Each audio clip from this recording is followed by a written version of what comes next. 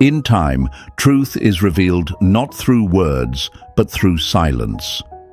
That's not just a quote, my friends. That's a reality most people run from. They hide behind noise, distractions, the illusion of moving on. But here's the thing, they can fake it all they want. They can laugh louder, post more, even surround themselves with new faces. But silence. Silence has a way of exposing everything they're trying so hard to bury. And that's exactly what we're diving into today. They can fake moving on, but silence exposes this emotional attachment. Before we get into it, do me one favor. Hit that like button, subscribe if you haven't already, and join this community where we turn emotional chaos into calm power. Stay with me, because you're about to see things in a way you've never seen them before. Now, folks, imagine this. A lake at dawn. The surface looks calm, still as glass, reflecting the sky. But just beneath, the currents are swirling, restless. That's what it's like when someone claims they've moved on. On the surface, peace. Underneath, turmoil. You won't see the ripples at first because they've learned how to hide it well. They've built a facade, a polished exterior. But the silence you hold, the space you give, it's like tossing a stone into that calm lake. It stirs the hidden waters. It exposes the truth. See, my friends, here's the lie they tell you. If they're not reaching out, they've moved on. But let me break that right here and now. Distance doesn't equal detachment. Silence doesn't mean they're free of emotion. No. Silence is a test, and not everyone passes. They can stay quiet, but inside, they're wrestling with questions they never thought they'd ask. Did I make a mistake? Why haven't they chased me? Why do I still feel this pull? That's what your silence does. It doesn't just echo. It amplifies everything they're trying to avoid. The longer you hold your ground, the louder that echo gets. Let me give you another picture. Imagine a mask at a masquerade ball. Elegant, flawless, it hides the person beneath. But when the music fades and the masks come off, you see the real faces. Tired, uncertain, vulnerable. That's what silence does, my friends.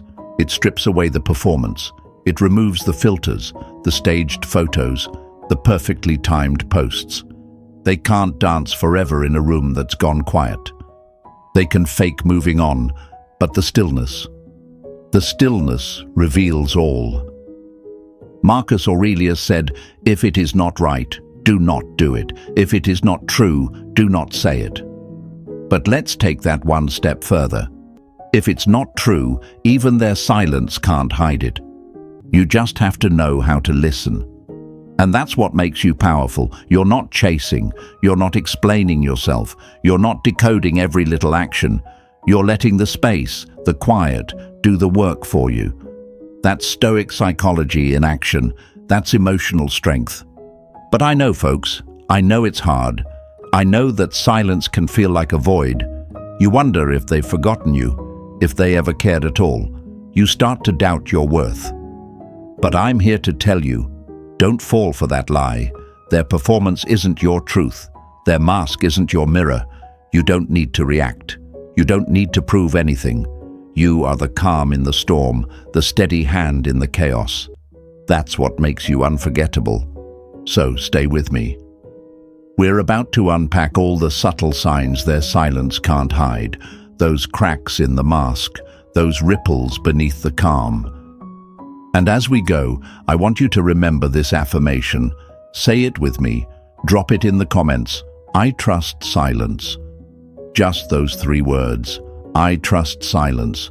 Write it below. Show yourself, show me, and show the world around you that you're not just here to listen. You're here to grow. Hit that like button, subscribe if you haven't already, and let's dive deeper together. Stay with me. Number 1. Silence is the mirror they can't escape. You can cover your eyes with your hands, but you can't block out your reflection in the mirror. Think about that for a second. No matter how hard someone tries to avoid their truth, no matter how loud the noise or how busy the distractions, the mirror is still there, waiting, watching, reflecting. And silence, my friends, silence is that mirror. It doesn't shout, it doesn't chase. It simply stands still, showing them the one thing they've been running from, themselves. Let's get into this. Imagine standing in front of a mirror after a long day. You can smile, fake it, put on a show for the world outside. But when it's just you and the reflection, there's no pretending. You see the exhaustion, the worry behind the eyes, the questions you've buried deep. That's exactly what happens to them in the silence you've created. They can scroll, they can post, they can pretend everything's perfect. But when the world gets quiet and the phone is down, the reflection stares back. You might be wondering, if they're quiet, doesn't that mean they've let go? That's the lie we're here to break. Silence isn't always a sign of peace. It's often the space where the real battle begins. This is where the emotional attachment surfaces, because in the absence of your words, they only have their own thoughts to sit with. And those thoughts, they aren't always kind. They remind them of what they lost, of what they let go, of what they're not ready to face. Here's where it gets interesting. That mirror. It's not just reflecting the past. It's projecting the future they fear. What if they really don't come back? What if I made the biggest mistake? What if they've moved on without me? And here's the kicker. They may never say these things out loud. They may never admit they're feeling it.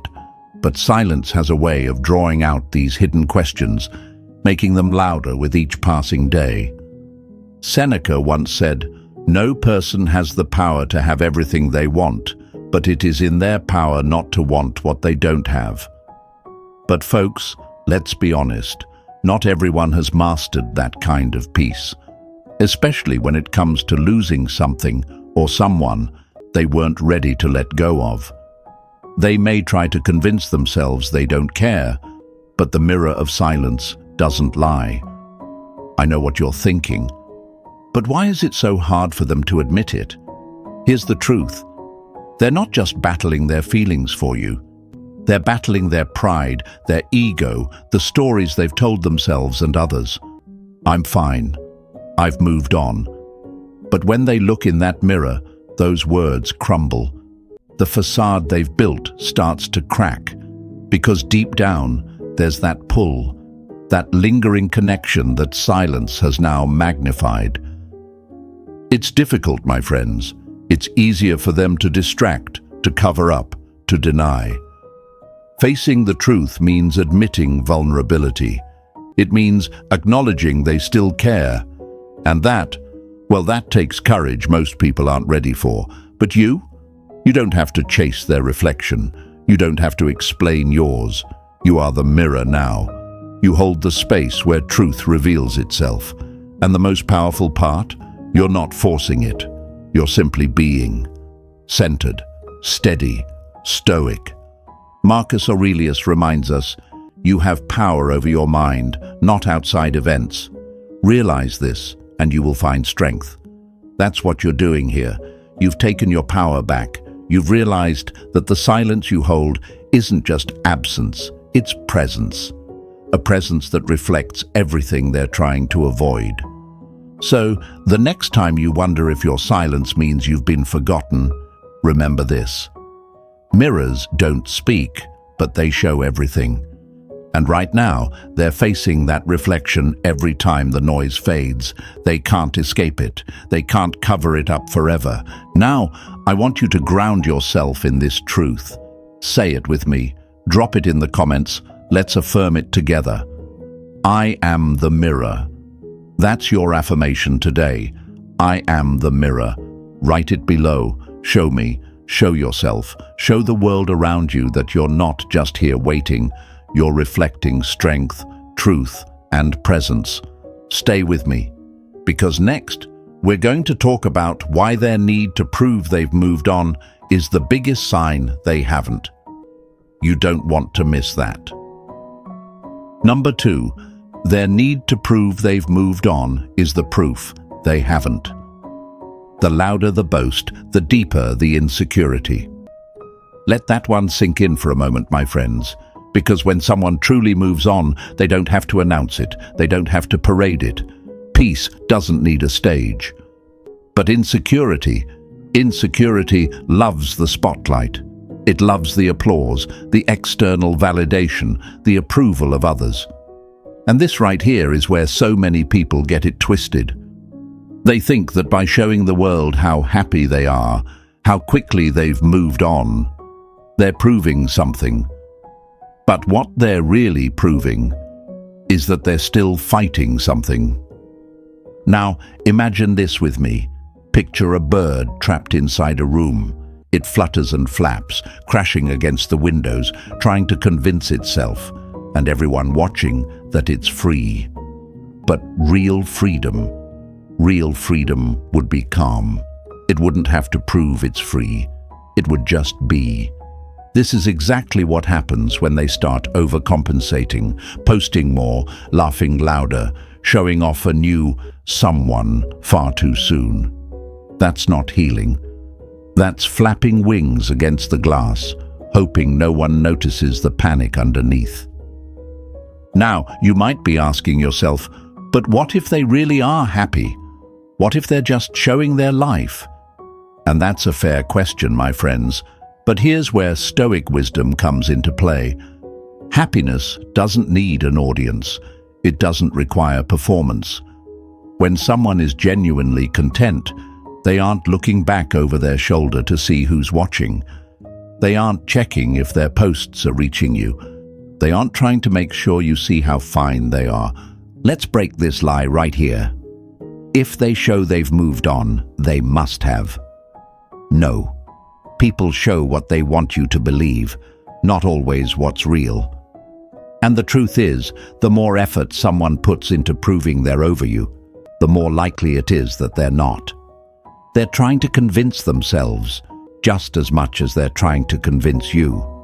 Marcus Aurelius once said, "The happiness of your life depends upon the quality of your thoughts, not the quality of your photos, not the number of likes or the new faces that appear in your stories. Your thoughts, your peace." And that's why you've got the upper hand here, folks. You've chosen silence. You've chosen stillness. You don't need to post or prove anything. You know your worth. You know the power of letting time and truth reveal everything. But I get it. It can feel like a punch to the gut when you see them smiling, thriving, seemingly unbothered while you're holding your ground, feeling the silence press in. You wonder, am I the only one still feeling this? But let me remind you, the one who's truly moved on isn't the one shouting from the rooftops. They're the one who no longer needs to speak at all. It's difficult, I know. Watching them parade a new life, pretending like you never mattered. It stirs something inside, doesn't it? That little voice whispering, maybe they really didn't care. But that's the lie. Because if they were really free, they wouldn't be flapping so hard, folks. They wouldn't be reaching for validation. They wouldn't need to prove a thing. So what do you do in this moment? You stay still. You let them flap. You let them perform. You remain the calm in the room. Because just like that trapped bird, they'll eventually wear themselves out. The noise will fade. The energy will drain. And the only thing left will be the reflection staring back at them, the one they've been trying to drown out with noise. And in that moment, your silence becomes the loudest thing they hear. Seneca once said, "A wise man is content with himself." That's the standard, my friends. Be content with yourself. You don't need to prove you've moved on. You don't need to show the world how great you're doing. Your growth speaks for itself, in the way you carry yourself, in the peace you radiate, in the absence of noise. So right now, I want you to anchor yourself in this truth. Say this with me and drop it in the comments below. I don't need to prove my peace. Write it down, show me, show yourself, and show the world that your growth isn't for show, it's for you. Hit that like button, subscribe if you haven't already, and stay with me. Because next, we're going to talk about how emotional attachment speaks loudest in contradictions, and trust me, you don't want to miss it. Number 3, emotional attachment speaks loudest in contradictions. The opposite of love is not hate, it's indifference. You've heard that one before, right? But let's dig deeper into what that really means. Hate, anger, defensiveness. Those aren't signs that someone's moved on. Those are emotional contradictions, proof that attachment still lingers beneath the surface. Because when someone is truly indifferent, truly at peace, they don't react at all. They don't care enough to feel. And this is where you've got to sharpen your eyes, folks. Contradictions always reveal what words can't. Let me paint you a picture. Imagine a candle in a dark room, flickering wildly. One moment, it's casting light, hope, warmth, connection. The next, the flame sputters, casting shadows, darkness, uncertainty. That's what emotional contradictions look like. Hot and cold, warm one day, distant the next. Smiles in public, but tension in private. This inconsistency, it's not random, it's not confusion, it's conflict. A battle between what they feel and what they think they should feel. Between their pride and their vulnerability. Between their story of "I've moved on" and the reality that they haven't. And my friends, this is where they get trapped. Because the story they're telling themselves doesn't match what's happening inside. I should be over this. I'm fine. But then, out of nowhere, they get defensive when your name comes up. Or maybe they react to something you post, throwing shade or dropping subtle jabs. That's the contradiction, that's the sign. If they were truly detached, they wouldn't feel the need to respond at all. Silence wouldn't stir them. But when your silence triggers their reactions, that's emotional attachment waving its flag loud and clear. You might be wondering, why are they acting like this if they don't care? And here's the truth, my friends, they do care. They're just not ready to face it. They're wrestling between two worlds. The one where they've convinced themselves they're free, and the one where they still feel the pull of what was left unsaid, undone, unresolved. That emotional residue doesn't just disappear because they declared it over. Marcus Aurelius said it best. The soul becomes dyed with the color of its thoughts. And no matter how much they try to paint over it, the thoughts of you, the memories, the questions, they still bleed through. Their actions betray them. The contradictions speak louder than the performance. But I know, folks, it can be confusing.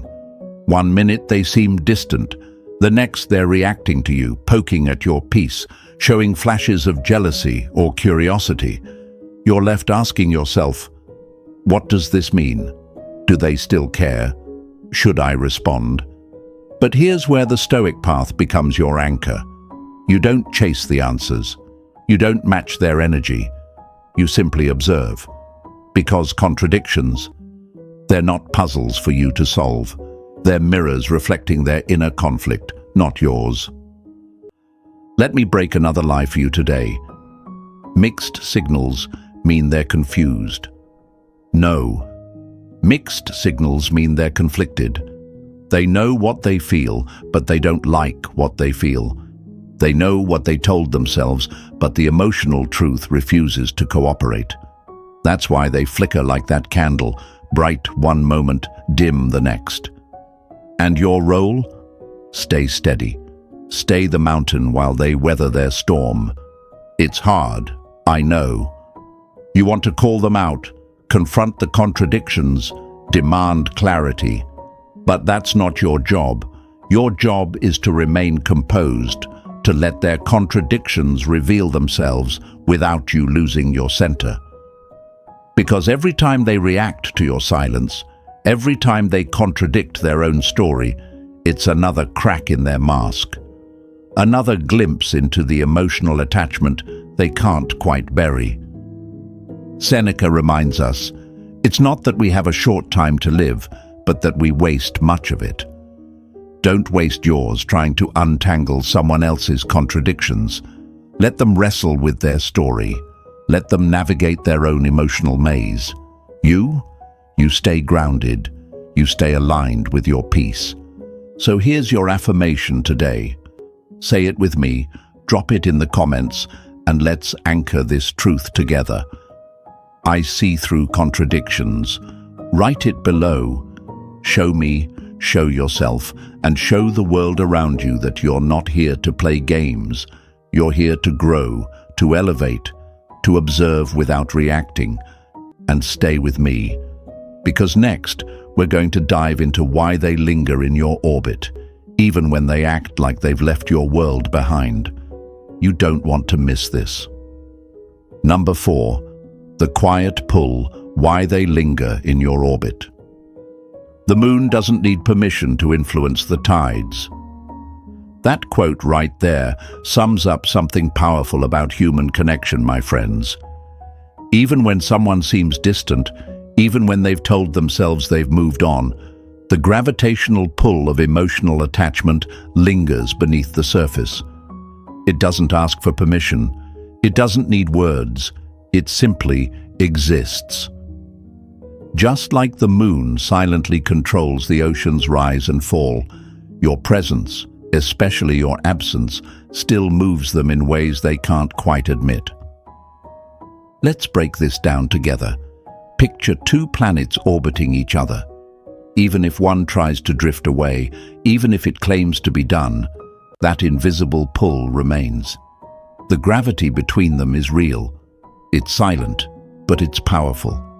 And they may be on the outside of your world now, but they're still circling in your orbit. They check your stories, glance at your posts, linger in your digital shadow, not because they're indifferent, but because that gravitational pull refuses to let them fully drift away. You've seen it. They don't reach out directly. They don't say, "Hey, I miss you." No, that would require vulnerability. Instead, they hover. They stay connected from a distance, like a satellite that never quite loses signal. Maybe they like an old photo, maybe they show up in places you frequent, maybe they keep tabs through mutual friends. It's subtle, almost invisible if you're not paying attention. But make no mistake, my friends, that's not detachment. That's the quiet pull of emotional attachment disguised as distance. You might find yourself asking, if they're not reaching out, does it mean they've let go? Here's the truth. People don't linger where they feel nothing. They don't watch from a distance if they've truly moved on. That silent observation, it's a tether, a connection that still holds weight. And it's important to recognize it for what it is, not a sign for you to chase, but a sign that your silence is working, that your absence is felt. Marcus Aurelius said, "The best revenge is not to be like your enemy." And while this isn't about revenge, the lesson holds true. Don't let their lingering pull you back into old patterns. Don't break your silence because they can't break theirs. You've chosen to rise above, to stand still, to let time and space do the revealing. Because when you hold that ground, when you stay centered while they orbit around your world, you become the steady presence they never expected, the mountain unmoved by their storm. It's not easy, I know. You see them watching. You feel that quiet pull. Part of you wants to reach back, to acknowledge their presence, to respond. But that's where you grow. That's where emotional strength gets built. In the space between impulse and action. In the space where you feel the pull but don't move. Let me give you another metaphor, my friends. Think about a star in the night sky. From far away, it looks small, faint, almost insignificant. But in reality, that star is massive. It burns with power. It radiates light across galaxies. That's you right now. They might think they're just glancing at your life from afar. But what they're really feeling, the gravity of your growth, the radiance of your peace, the silent power of someone who no longer needs to explain their worth. And trust me, they feel it. Even if they don't speak it, even if they never admit it. That's the pull they can't escape. That's why they linger. Because there's something about you they can't fully release. Something unfinished, unresolved, undeniable. But here's the key, folks. Don't mistake their orbit for action. Their lingering isn't a sign for you to re-engage. It's a sign that they're still tethered to their own emotional conflict. Your job? Stay grounded. Stay centered. Stay the star that shines whether anyone's watching or not. Seneca once wrote, "A man who suffers before it is necessary suffers more than is necessary." Don't suffer waiting for them to make a move. Don't suffer wondering what their quiet pull means. You already know. Their presence in your orbit is their reflection to face, not your responsibility to fix. So here's today's affirmation. Say it with me, type it in the comments, and let's anchor this truth together. I am my own center of gravity. Write it below. Show me, show yourself. Show the world that you don't orbit anyone else. You are your own anchor, your own star, your own power. And stay with me, because next we're going to break down how silence triggers their inner dialogue in ways they can't control. And trust me, it's about to get even deeper. Number 5. Silence triggers their inner dialogue. An empty room is never truly empty. It's filled with every thought we've tried to avoid. Sit with that for a second, my friends. That's what silence does. It doesn't just create space. It amplifies the voices within. And when you've walked away, when you've stopped filling the air with words, explanations, or emotional reactions, their inner dialogue has nowhere to hide. Your silence, it's not just absence, it's an echo chamber. And the longer it lasts, the louder their thoughts become. Let me paint you a picture. Imagine walking into a grand hall. The walls stretch high, the space wide open, and your footsteps echo back at you. Now imagine standing still in that hall. Suddenly, you can hear everything, every breath, every creak, every whisper. That's what happens when you go silent. The noise of the outside world fades, and they're left alone with their own thoughts. Those thoughts they've been pushing down, distracting themselves from, pretending don't exist. They come rushing back. You might wonder, if they're silent too, doesn't that mean they're fine? Here's where the lie gets broken wide open. Silence doesn't always mean peace. It often means pressure. And for them, that pressure builds. Every day you don't reach out, every moment you don't explain, every second you remain still, it creates a vacuum. And in that vacuum, they start asking questions they can't answer. Why haven't they chased me? Why does this still bother me? Did I misread everything? These thoughts swirl, louder and louder, because your silence doesn't feed their ego. It starves it. Marcus Aurelius reminds us, the soul becomes dyed with the color of its thoughts, and the longer they sit with those thoughts, the more they begin to color their emotions. What starts as confusion turns into curiosity. Curiosity becomes anxiety. Anxiety transforms into regret. And that regret, that's the real echo bouncing off the walls of the space you've left behind. Let's break another lie here, folks. If they're not saying anything, they're not thinking about you. No. Sometimes the loudest conversations happen in silence. And while they're out there putting on a show, laughing, smiling, pretending. The dialogue in their mind keeps playing. Your silence wrote the script. They just can't turn it off. And here's the beautiful thing. You don't have to lift a finger. You don't have to post. You don't have to explain. You don't have to react. The work is happening without you. Their mind becomes the battleground. Your absence becomes the catalyst. The space you've given them forces them to face what they couldn't when you were still there, still talking, still trying. But I get it, my friends.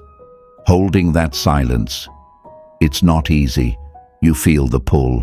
You wonder if they've forgotten. You wonder if the silence is doing anything at all.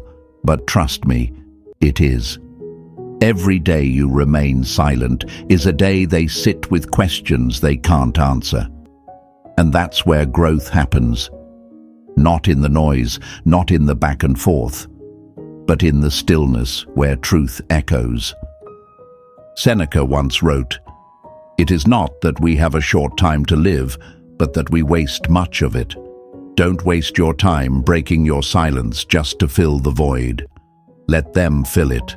Let them wrestle with their thoughts.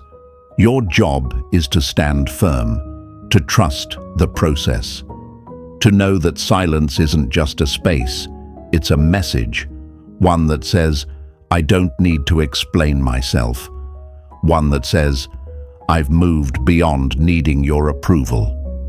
And as those thoughts get louder in their mind, as they start questioning their decisions, as they start feeling the weight of your absence, you remain still, you remain unmoved, because that's what makes your silence powerful. Not just that it exists, but that you hold it with strength. So here's your affirmation for today, folks. Say it with me. Drop it in the comments. Let's anchor it together. I let silence speak for me. Type it below. Show me, show yourself, show the world that you've mastered the art of stillness, that you understand the power of saying nothing and letting everything be revealed. And stay with me, because next, we're going to uncover what happens when they react to your stillness and expose their storm. And trust me, you're going to want to hear this. Number 6. When they react to your stillness, they reveal their storm. Still waters run deep, but disturbed waters reveal what's been hiding underneath. That's the essence of this, my friends. When you stay still, when you hold your ground in silence, they can't help but react. And in that reaction, they expose everything they've been trying to keep buried, the storm they swore didn't exist. Because here's the truth, stillness isn't passive, it's provocative. It stirs emotions in them that they've spent so long avoiding. And when they react, that's not weakness on your part. That's their unresolved emotion coming to the surface. Picture this. Imagine a serene lake, glass-like, reflecting the sky. Now toss a single stone into it. The ripples spread, the surface disturbs, and what lies beneath, the silt, the debris, rises to the top. That's your stillness. You've tossed a stone simply by stepping away, by refusing to chase. And now, the ripple effect is exposing their inner turmoil. They might lash out, they might poke, they might suddenly drop little comments, passive-aggressive jabs, or unexpected bursts of attention. But here's what I need you to understand. Those aren't signs of detachment. They're signs of a storm they've been hiding. You might be thinking, but why react if they've moved on? Exactly, my friends. They wouldn't. If they were truly indifferent, truly over it, your silence wouldn't shake them. But instead, it stirs them. It triggers something deep.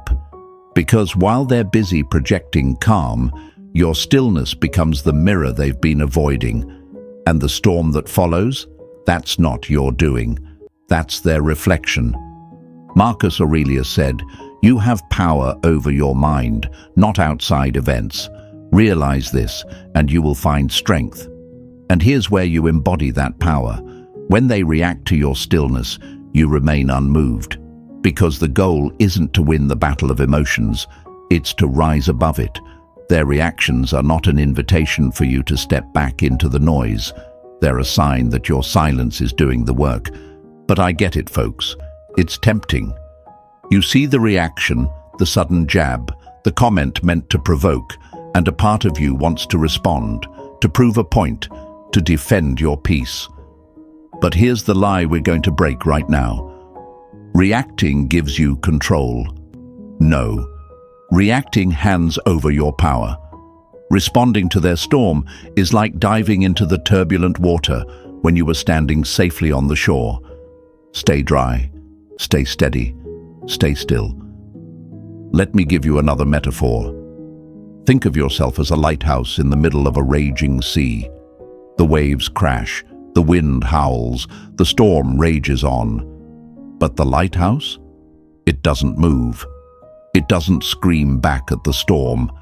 It stands firm, shining its light, no matter how dark or wild the night gets. That's you. And their reactions. That's the storm breaking against your stillness, testing your foundation. You have to remember, folks, their storm isn't about you. It's about them. It's about what they're feeling, what they're avoiding, what they haven't faced yet. Your silence simply became the catalyst that brought it all to the surface. And your strength? It lies in not matching their energy. It lies in being the contrast. While they swirl in emotional turbulence, you stand grounded, calm, composed. Seneca once said, "To be everywhere is to be nowhere." Don't scatter your energy trying to manage their storm. Don't spread yourself thin, reacting to every emotional wave they send your way. Instead, be fully present within yourself. Let their reactions roll by like waves crashing against a rock, unmoved, unshaken, and trust me, they feel it. They feel the weight of your calm when their world is spinning. They feel the strength of your silence when they try to pull you back into the noise. And that contrast becomes unforgettable, because while they expected a reaction, what they got was peace. And peace unsettles those who haven't found their own. So, here's today's affirmation, folks. Say it with me, drop it in the comments, let's own this truth together. I remain still while storms pass. Write it below. Show me, show yourself, show the world that you've mastered the art of emotional steadiness. That no matter the waves, no matter the noise, you remain the lighthouse. And stay with me, because next we're diving into why they test your silence, because it unsettles them more than they'll ever admit. Trust me, this is where it gets even deeper. Number 7, they test your silence because it unsettles them. When the ground beneath someone is unsteady, they push at others to see who falls first. That's exactly what happens when they test your silence. They aren't reaching out because they've found peace. They're reaching out because your stillness has become too loud for them to ignore. And this is something most people won't tell you. Testing your silence is their way of checking if they still have access to you. It's not about conversation. It's not about connection. It's about control. Because nothing rattles someone holding on to ego like the realization that their usual methods no longer work on you. Now picture this. Imagine a locked door in a quiet hallway. They know the door is closed, but that doesn't stop them from tapping on it. Once, twice, softly at first, just to see if it'll swing open. That's what these little tests are. The accidental messages, the subtle posts meant to catch your attention, the random check-ins that feel like they came out of nowhere. They aren't random. They're knocking on the door to see if you'll answer. You might be wondering, but if they're testing me, doesn't that mean they care? Let's break the lie here, my friends. Testing doesn't mean caring. It means curiosity mixed with control. It's their way of asking, can I still reach them? Do I still hold power here? But caring? Real caring doesn't come with games. It comes with honesty. It comes with vulnerability. These tests, they're neither. Marcus Aurelius reminds us, the best revenge is to be unlike him who performed the injury. And while we're not here for revenge, the principle stands. You don't need to respond to every knock. You don't need to match their energy or prove anything. Your silence is the message. Your stillness is the answer. And when they test you, that's your cue to hold even firmer to the ground you've claimed. But I get it, folks. It's tempting.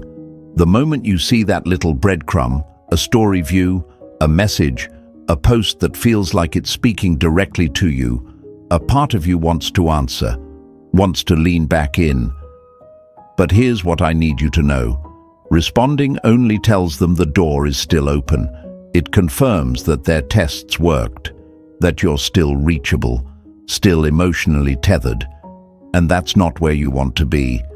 You've worked too hard to find your center again. Let me give you another metaphor. Picture a fortress, high on a hill, built strong and impenetrable. You are that fortress. And when someone throws a stone at the wall just to hear the echo, you don't come running down to greet them. You stay where you are, solid, unmoved. Because reacting, that's leaving your post. That's stepping away from the power you've built. And trust me, they throw those stones because they hope you'll come down. They hope you'll open the gates again.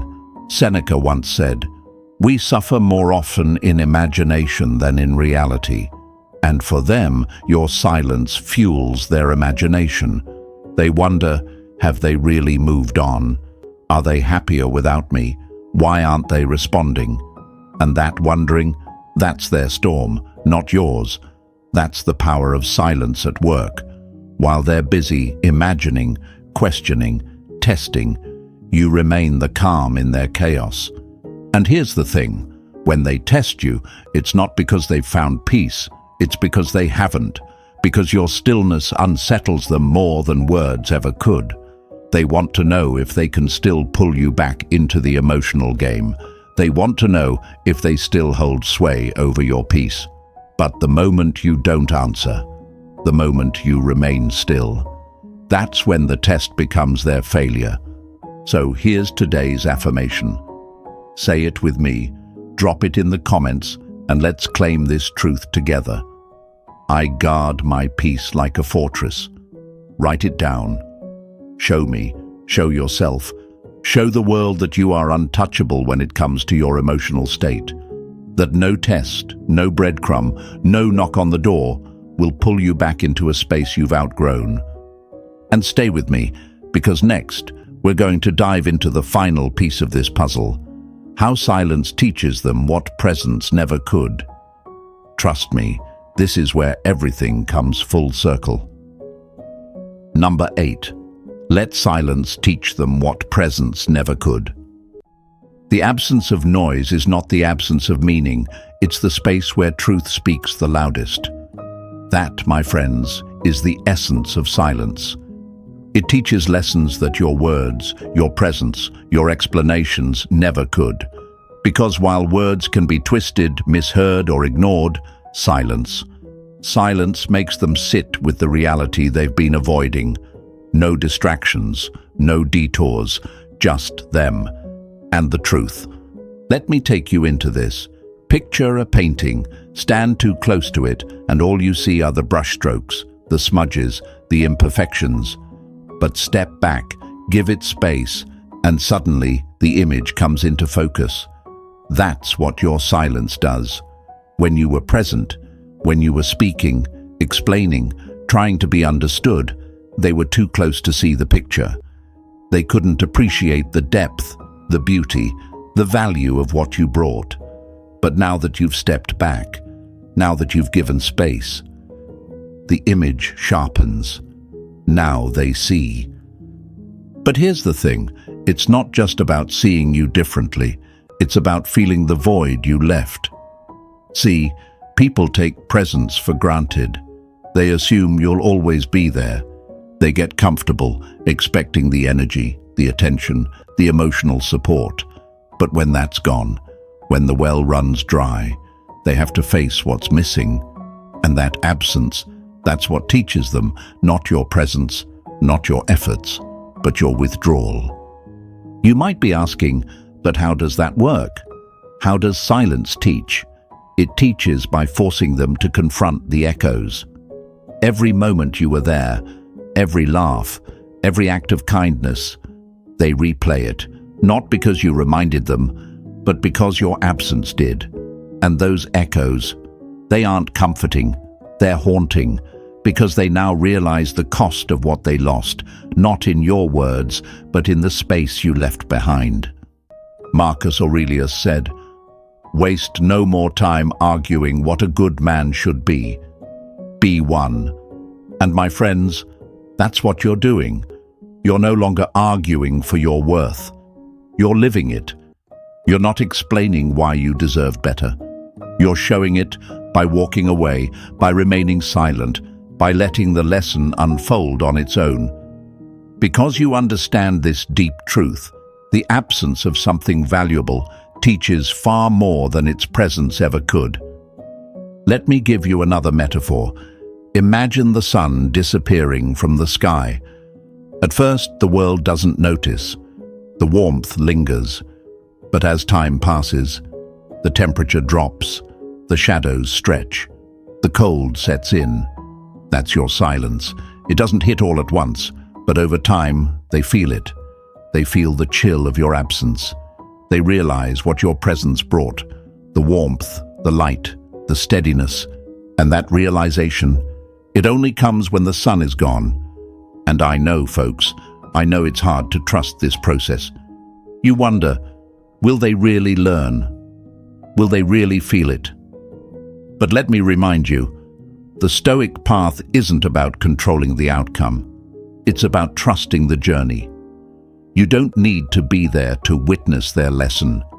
You don't need to hear their apologies or get their validation. The power is in knowing that your silence is doing the work, whether you see the results or not. Seneca once said, "He suffers more than necessary who suffers before it is necessary." Don't suffer by waiting for their acknowledgement. Don't suffer by wondering if they've learned. You've already done your part, by stepping back, by holding your peace, by letting the silence carry the weight of the lesson. They'll feel it. Maybe not today, maybe not tomorrow, but in the quiet moments when they least expect it, that's when the realization will hit. So, my friends, as we close this chapter, remember, silence speaks louder than words ever could. Let it work for you. Let it reveal the truth. If this resonated, hit that like button, subscribe for more Stoic wisdom, and share this with someone who needs to hear it. Stay strong, stay centered,